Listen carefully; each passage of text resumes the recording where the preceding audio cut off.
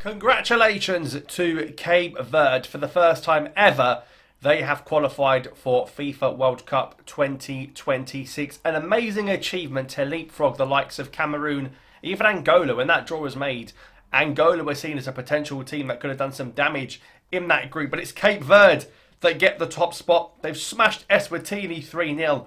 ESWATINI had a lot of trouble before the game.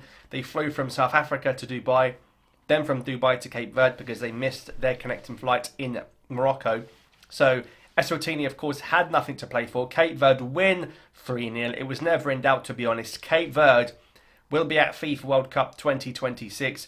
But how about this? Cameroon, they couldn't even beat Angola. Angola hit the bar twice, can you believe? Almost won the game, yet still, somehow, as they always seem to do in recent years, Cameroon find a way to stay alive in FIFA World Cup qualifying, because even though they drew the game at home to Angola, and even though Cape Verde won the game and finished first, Cameroon are pretty much going to be in the playoffs. They've got a good goal difference.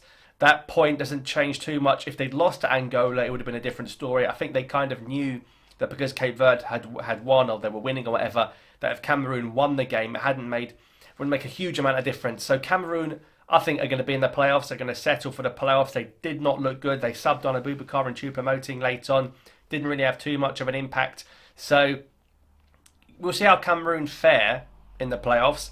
On paper, they've got probably the best squad, but it remains to be seen how successful they will be in that run. So if we look at that all-important second place table now, Gabon still sitting pretty at the top. They're guaranteed a playoff spot still at the very worst. Of course, they can still qualify directly should they win and Cote d'Ivoire don't. But Gabon are going to be in. Cameroon, I mean, even though they drew the game, they're second now. They've got a +9 goal difference, 15 points. Burkina Faso, third, 15 points. Niger, fourth, 15 points. So you're going to need at least 15 points to be having at least a chance of getting in. 15 points is the bare minimum to get in this.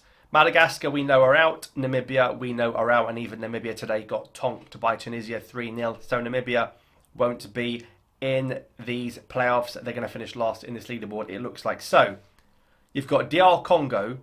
It could be Senegal, of course, if Senegal lose to Mauritania, but I doubt it. DR Congo, they've got to beat Sudan. If DR Congo fail to beat Sudan, they're going to be out. Surely Congo win that. They're not going to do a Cameroon. That's going to be a big game in Kinshasa. Sudan, nothing to play for. Madagascar are out. Uganda go to Tizi Ouzou. I cannot see Uganda winning in Algeria. They might get in the playoffs in that fourth spot. And of course, they're going to have to win by 4 or 5 goals, depending on where they want to finish in this table. I don't see Uganda winning, and especially not winning heavily. So you're going to rule out the Ugandans.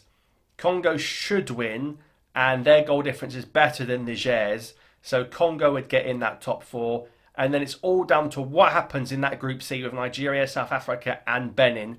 Anything could happen in that one. Nigeria are really going to be clutching at straws to get in there.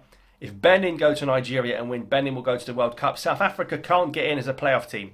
Even if South Africa win and come second, that'll put them on 14 points and they're not going to be able to get in as a playoff team. So South Africa have to win, and they have to win the group to go to the World Cup. The playoffs is not an option. They haven't got enough points, which is really quite tough on them. So that second place race is hotting up. We've got one more day of action and then we're going to know which 4 teams go to Morocco in November to play out that tournament. And even then, whoever wins that tournament has got to play another game or 2 against a team from another continent, other federation. So it's looking very unlikely now that Nigeria are even going to be in the playoffs, unless of course they win and South Africa don't.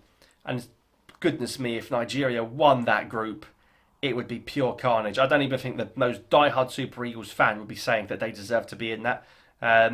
So we're going to come back a little bit later and look at what Nigeria need to go into those playoffs. If it is as predicted, Gabon, Cameroon, Burkina Faso and DR Congo, that's a really interesting 4.